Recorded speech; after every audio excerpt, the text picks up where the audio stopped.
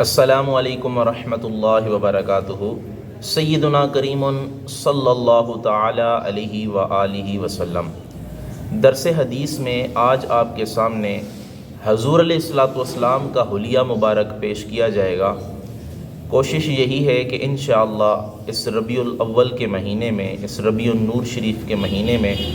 حضور علیہ الصلاۃ والسلام کا حلیہ مبارک پیش کیا جائے۔ حضور علیہ الصلاۃ والسلام کا حسن مبارک، حضور علیہ الصلاۃ والسلام کا اٹھنا بیٹھنا چلنا سونا جاگنا، حضور علیہ الصلاۃ والسلام کے حلیہ مبارک پہ جتنی احادیث ہیں ان میں سے کوشش ہوگی کہ چند احادیثیں جو ہے وہ آپ کے سامنے پیش کی جائیں، تاکہ حضور علیہ الصلاۃ والسلام کا حلیہ مبارک بھی ہمیں پتہ چلے، حضور علیہ الصلاۃ والسلام کا حسن مبارک بھی ہمیں پتہ چلے۔ تو آج سب سے پہلے حضور علیہ الصلاۃ والسلام کا حلیہ مبارک پیش کرتا ہوں۔ تو حضور علیہ الصلاۃ والسلام کے حلیہ مبارک کو بہت سارے صحابہ نے جب دیکھا، حضور علیہ الصلاۃ والسلام کے حسن کو، آپ کے حلیے کو، تو لوگوں سے جب بیان کیا تو وہ لوگوں نے احادیث لکھیں اپنی کتب میں، جو ہے انہوں نے ائمہ کرام نے، محدثین نے احادیث لکھیں۔ اسی طرح سینہ بسینہ حضور علیہ الصلاۃ والسلام کا جو حلیہ تھا وہ صحابہ سے، تابعین، پھر تبع تابعین، پھر محدثین نے ان کو کتابوں میں لکھ دیا۔ تو یہاں پہ سب سے پہلے حضرت انس بن مالک رضی اللہ تعالی عنہ کی روایت ہے۔ انس بن مالک رضی اللہ تعالی عنہ انہ سمع یقول، حضرت سیدنا انس بن مالک رضی اللہ تعالی عنہ بیان فرماتے ہیں، کان رسول اللہ صلی اللہ تعالی علیہ وآلہ وسلم لیس بالطویل البائن ولا بالقصیر۔ آپ فرماتے ہیں کہ حضور علیہ الصلاۃ والسلام نہ ہی بہت زیادہ لمبے قد والے تھے اور نہ ہی بہت زیادہ جو ہے وہ چھوٹے قد والے تھے، بلکہ حضور علیہ الصلاۃ والسلام درمیانے قد والے تھے۔ آپ پھر فرماتے ہیں ولا بالابید الامحق،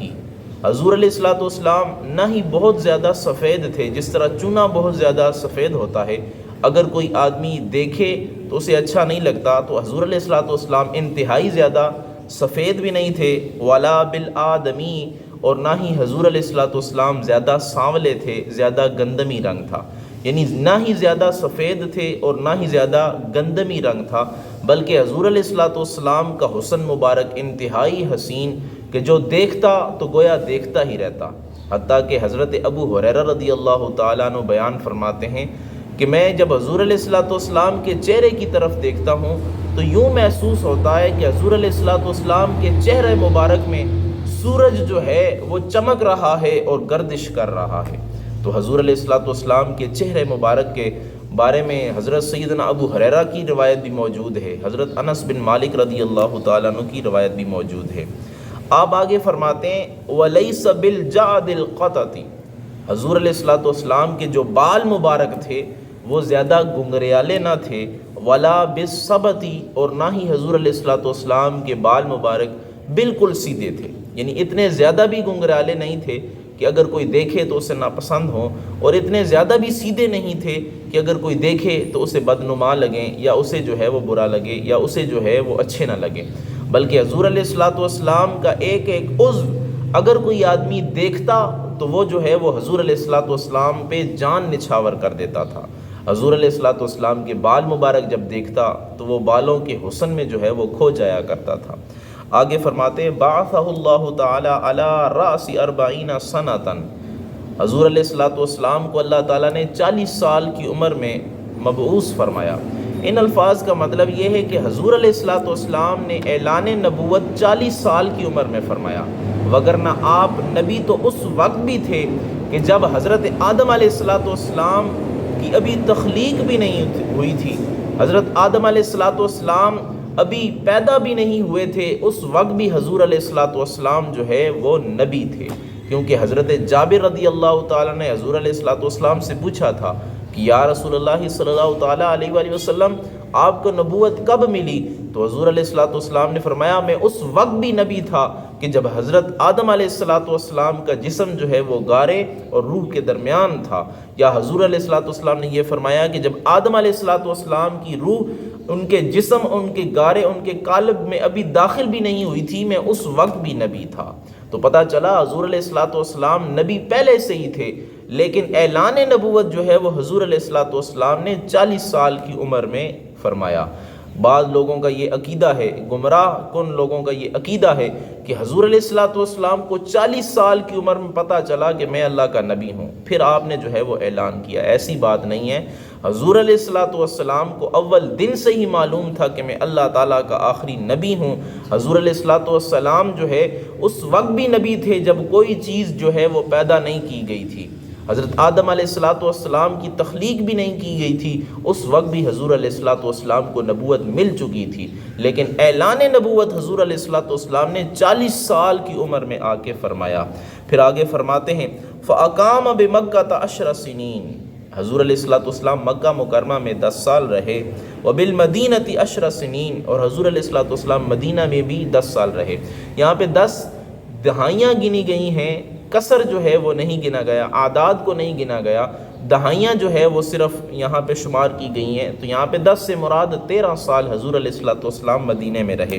آگے فرماتے ہیں وَتَوَفَّاهُ اللَّهُ تَعَالَى عَلَى رَأْسِ 60 سَنَةً، اللہ تعالیٰ نے آپ کو 60 سال کی عمر میں، اور یہاں پہ 60 سال کی عمر کا مطلب یہ دہائیاں جو ہیں وہ گنی گئی ہیں،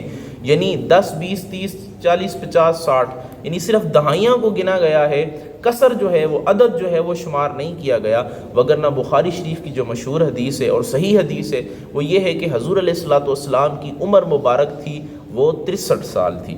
آپ آگے فرماتے ہیں وَلَيْسَ فِي رَأْسِهِ وَلِحْيَتِهِ 20 شَعْرَةً بَيْضَاء، حضور علیہ الصلوۃ والسلام کے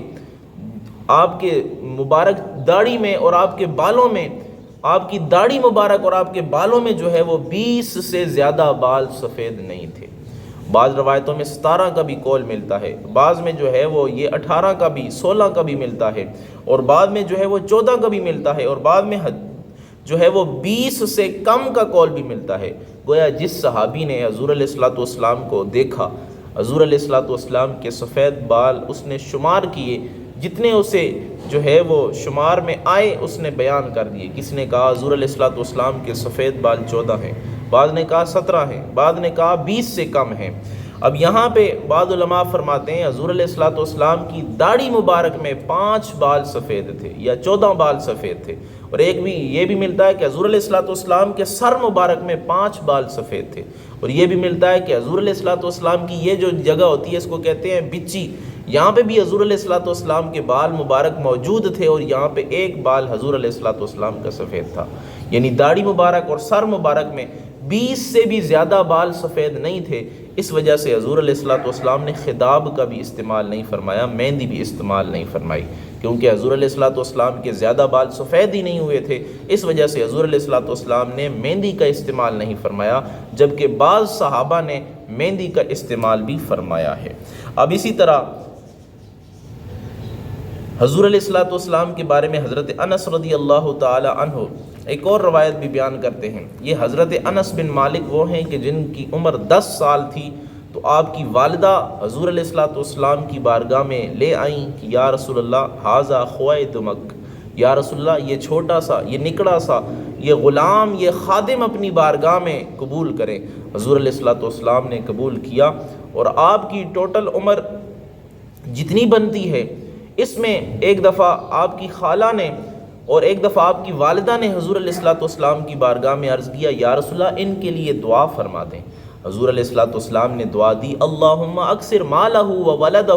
و بارک لہ فیہ۔ حضور علیہ الصلوۃ والسلام نے فرمایا اللہ تعالیٰ اس کے مال میں، اس کی اولاد میں جو ہے وہ برکتیں عطا فرمائے۔ اور ایک الفاظ یہ ملتے ہیں حضور نے صلی اللہ تعالیٰ علیہ وآلہ وسلم نے فرمایا اللہم اکثر مالہ و ولدہ و ادخلہ الجنہ۔ حضرت انس رضی اللہ تعالیٰ عنہ بیان فرماتے ہیں یہ جو 3 دعائیں حضور علیہ الصلوۃ والسلام نے مجھے دیں، ایک میں نے دیکھ لی میری اولاد میں بھی کثرت ہے، میرے مال میں بھی کثرت ہے، تیسری چیز یہ ہے کہ جب میں فوت ہوں گا تو مجھے اللہ تعالیٰ جنت میں داخلہ عطا فرمائے گا۔ بس یہ تیسری چیز میں نے ابھی نہیں دیکھی، باقی 2 چیزیں جو ہے وہ میں نے دیکھ لی ہیں۔ اور اسی طرح بخاری شریف میں بھی آتا ہے کہ حضرت انس رضی اللہ تعالیٰ عنہ کے مال کے بارے میں جب حضور علیہ الصلوۃ والسلام نے دعا کی، ابو عالیہ ترمذی شریف کی روایت میں آپ بیان فرماتے ہیں کہ مکہ مدینہ میں جتنے باغات موجود تھے سب کے سال میں 1 مرتبہ پھل لگا کرتا تھا، لیکن حضرت انس رضی اللہ تعالی عنہ کے لیے جب حضور علیہ الصلوۃ والسلام نے دعا فرمائی تو سال میں ایک نہیں بلکہ 2 مرتبہ آپ کے باغ جو ہے وہ پھل لایا کرتے تھے، اور آپ کے پھل سے جو ہے وہ کستوری اور عنبر کی خوشبو آیا کرتی تھی۔ اور یہ بھی فرماتے ہیں کہ آپ کے لڑکوں کی تعداد تقریباً 80 تھی، اور آپ کے بیٹیوں کی تعداد جو ہے وہ 2 تھی، اور آپ کی موجودگی میں آپ کے سینکڑوں جو ہے وہ کتنی اولاد تھی، کتنے ہی پوتے پوتیاں تھے جو آپ کی زندگی میں جو ہے وہ وفات پا چکے۔ یہ حضرت انس بن مالک رضی اللہ تعالی عنہ ہیں کہ جن کے لیے حضور علیہ الصلوۃ والسلام نے جب دعائیں کیں اللہ نے قبول کی، تو مال جو ہے وہ مال میں بھی برکت اللہ نے عطا فرمائی، اولاد میں بھی برکت اللہ تعالیٰ نے عطا فرمائی۔ آپ فرماتے ہیں کانا رسول اللہ صلی اللہ تعالیٰ علیہ وآلہ وسلم ربعتن، حضور علیہ الصلوۃ والسلام درمیانہ قد تھے۔ ربعتن کا مطلب ہوتا ہے وَلَيْسَ بِالطَّوِيلِ وَلَا بِالْقَصِيرِ، نہ ہی زیادہ لمبا قد ہونا اور نہ ہی زیادہ جو ہے وہ چھوٹے قد والا ہونا، بلکہ درمیانے قد والے کو ربعتن کہتے ہیں۔ آگے فرماتے ہیں کہ حسن الجسمی، حضور علیہ الصلوۃ والسلام کا جسم مبارک انتہائی خوبصورت تھا۔ وَكَانَ شَعْرُهُ لَيْسَ بِجَعْدٍ وَلَا سَبْتٍ، اور حضور علیہ الصلوۃ والسلام کے بال مبارک نہ ہی زیادہ گنگریالے تھے اور نہ ہی بالکل سیدھے تھے، یعنی جو دیکھتا تو حضور علیہ الصلوۃ والسلام کے حسن میں کھو جایا کرتا تھا۔ اسمر اللون اذا مشى يتكفأ، حضور علیہ الصلوۃ والسلام کا رنگ مبارک جو ہے وہ انتہائی خوبصورت تھا۔ مشا یتکفأ، اور جب حضور علیہ الصلوۃ والسلام چلتے تو چلنے کے بارے میں 3 جو ہے وہ اس کے 3 معنی ملتے ہیں کہ حضور علیہ الصلوۃ والسلام تیزی سے چلتے تھے، آگے جو ہے وہ سر جھکا کے چلتے تھے، اور حضور علیہ الصلوۃ والسلام پوری قوت اور پوری ہمت کے ساتھ چلا کرتے تھے اور پاؤں کو زمین پہ جو ہے وہ گھسیٹا نہیں کرتے تھے۔ تو چلنے میں یہی طریقہ اختیار کرنا چاہیے کہ جب بندہ چلنے لگے تو عاجزی کے ساتھ زیادہ اوپر نہ دیکھے بلکہ زمین کی طرف دیکھے، اتنا دیکھے کہ آگے راستہ بھی نظر آئے۔ اور حضور علیہ الصلوۃ والسلام جب چلتے تھے تو حضرت سیدنا علی رضی اللہ تعالیٰ عنہ بیان فرماتے ہیں ایسا محسوس ہوتا کہ حضور علیہ الصلوۃ والسلام بلندی سے جو ہے وہ نیچے کی طرف تشریف لا رہے ہیں۔ اور حضور علیہ الصلوۃ والسلام جب چلتے صحابہ فرماتے ہیں کہ یوں محسوس ہوتا کہ زمین جو ہے وہ حضور علیہ الصلوۃ والسلام کے پاؤں کے نیچے جو ہے وہ لپٹی جا رہی ہے، زمین گویا کہ چل رہی ہے۔ اور بعض صحابہ فرماتے ہیں کہ حضور علیہ الصلوۃ والسلام آہستہ چلتے تھے، لیکن ہم حضور علیہ الصلوۃ والسلام کے ساتھ جب چلتے تھے تو ہمیں جو ہے وہ دوڑنا پڑتا، ہمیں تیزی کے ساتھ چلنا پڑتا، پھر بھی ہم حضور علیہ الصلوۃ والسلام کے ساتھ نہیں پہنچا کرتے تھے۔ تو یہ حضور علیہ الصلوۃ والسلام عام روٹین میں چلتے، عام چال چلتے، لیکن آپ کے چلنے میں وہ وقار تھا، وہ سکونت تھی، تکبرانہ چال نہیں چلتے تھے، اور نہ اس طرح چلتے تھے کہ جس طرح کوئی بیمار یا کوئی سست آدمی چلتا ہے۔ پوری طاقت، قوت اور ہمت کے ساتھ حضور علیہ الصلوۃ والسلام زمین پہ چلتے تھے، اس طرح چلتے تھے کہ گویا زمین جو ہے وہ اللہ تعالیٰ کا ذکر کر رہی ہے۔ اور آپ کے حسن کے بارے میں یہ بھی ملتا ہے کان احسن الناس وجھا واحسنہ خلقا، حضور علیہ الصلوۃ والسلام حسن کے مطابق چہرے کے حساب سے سب لوگوں سے زیادہ حسین تھے، اور اخلاق کے اعتبار سے بھی حضور علیہ الصلوۃ والسلام سب لوگوں سے زیادہ جو ہے وہ حسین تھے۔ تو حضرت حسان رضی اللہ تعالی عنہ نے کیا ارشاد فرمایا تھا، وَأَحْسَنُ مِنْكَ لَمْ تَرَ قَطُّ عَيْنِي، میری آنکھ نے آپ جیسا حسین ہے محبوب دیکھا ہی نہیں ہے۔ اور بعض علماء فرماتے ہیں یہاں پہ لم تر قط عینی کی جگہ عینن ہے، یعنی صرف حسان رضی اللہ تعالی عنہ کی آنکھ نے نہیں بلکہ دنیا میں جتنی آنکھیں ہیں کسی آنکھوں نے حضور علیہ الصلوۃ والسلام سے زیادہ حسین دیکھا ہی نہیں ہے۔ وَأَجْمَلُ مِنْكَ لَمْ تَلِدِ النِّسَاء، کیسے دیکھتے کسی ماں نے آپ جیسا حسین تو جنا ہی نہیں ہے۔ خُلِقْتَ مُبَرَّأً مِنْ كُلِّ عَيْبٍ، اللہ تعالیٰ نے آپ کو ہر قسم کے عیب سے پاک اور منزہ پیدا فرمایا ہے۔ کَأَنَّكَ قَدْ خُلِقْتَ كَمَا تَشَاءُ، گویا کہ اللہ تعالیٰ نے آپ کو ایسا پیدا فرمایا جیسا آپ چاہتے تھے، بڑا حسین، بڑا خوبصورت اللہ تعالیٰ نے آپ کو پیدا فرمایا ہے۔ اب حضور علیہ الصلوۃ والسلام کے حسن کے بارے میں آخری بات یاد رکھیں، دنیا میں بہت سارے لوگ ہیں اور ہر آدمی کا معیار جو ہے وہ الگ ہے۔ مثال کے طور پر کسی آدمی نے دوسرے آدمی کو دیکھنا ہے تو شاید اس کو گفتگو کا انداز اس کا اچھا لگے اور وہ اس سے محبت کرے، کسی آدمی کو کسی کے ہونٹ اچھے لگیں، ہونٹوں کی وجہ سے اس سے محبت کرے، کسی کو کسی آدمی کے گال اچھے لگیں، رخسار اچھا لگے، پیشانی اچھی لگے وہ اس وجہ سے اس سے محبت کرے، کسی آدمی کو کسی کی چال اچھی لگے اس وجہ سے اس سے محبت کرے، کسی آدمی کو کسی کے کان کسی کے بال اچھے لگیں اس وجہ سے اس سے محبت کرے، کسی کو کسی کی آنکھیں اچھی لگیں اس وجہ سے اس سے محبت کرے۔ تو پتہ چلا دنیا میں جتنے لوگ تھے ہر بندے کے حسن کا اور محبت کا معیار الگ الگ ہے، لیکن اللہ تعالیٰ نے حضور علیہ الصلوۃ والسلام کو ایسا پیدا فرمایا ہے کہ دنیا کی ساری آراء کو اگر جمع کیا جائے، دنیا کے سارے محبت کو سمجھنے کے لیے یا محبت کے معیار کی عقل کو اگر جمع کیا جائے تو ساری عقلیں جو ہیں وہ حضور علیہ الصلوۃ والسلام کے حسن کے سامنے غلام اور حضور علیہ الصلوۃ والسلام کے حسن کے سامنے خیرات مانگتی دکھائی دے رہی ہیں۔ کسی آدمی کو اگر آنکھ اچھی لگتی ہے تو حضور علیہ الصلوۃ والسلام سے بہتر کسی کی آنکھ نہیں ہے، حضور علیہ الصلوۃ والسلام کہ بہتر کسی کی آنکھ نہیں ہے۔ اگر کسی کا حسن کا معیار یہ ہے کہ اسے پیشانی اچھی لگتی ہے تو حضور علیہ الصلوۃ والسلام سے حسین و جمیل کسی کی پیشانی نہیں ہے۔ اگر کسی کو ہونٹ اچھے لگتے ہیں تو حضور علیہ الصلوۃ والسلام سے بہترین ہونٹ کسی کے نہیں ہے۔ اگر کسی کو گفتگو کا انداز کسی کا پسند ہے تو حضور علیہ الصلوۃ والسلام سے حسین گفتگو کا انداز کسی کا نہیں ہے۔ گویا کہ حسن کی تمام خوبیاں پورے اتمام کے ساتھ، پورے جمال کے ساتھ اللہ تعالیٰ نے حضور علیہ الصلوۃ والسلام کو عطا فرمائی تھی۔ جو بھی دیکھتا حضور علیہ الصلوۃ والسلام کا دیوانہ ہو جایا کرتا تھا، جو بھی دیکھتا حضور علیہ الصلوۃ والسلام پہ فدا ہو جایا کرتا تھا۔ اسی وجہ سے جو سچے دل سے حضور علیہ الصلوۃ والسلام کو دیکھ لیتے تھے پھر چین نہیں آیا کرتا تھا، گھر میں چلے جاتے پھر واپس آ جاتے حضور علیہ الصلوۃ والسلام کا دیدار کرنے کے لیے۔ اللہ تعالیٰ سے دعا ہے اللہ تعالیٰ ہم سب کو حضور علیہ الصلوۃ والسلام کا حلیہ مبارک یاد کرنے کی توفیق عطا فرمائے، اور اللہ تعالیٰ سے دعا ہے کہ اللہ تعالیٰ ہم سب کو مرنے سے پہلے حضور علیہ الصلوۃ والسلام کے پیارے روضے کی حاضری نصیب فرمائے۔ آمین برحمتک یا ارحم الراحمین۔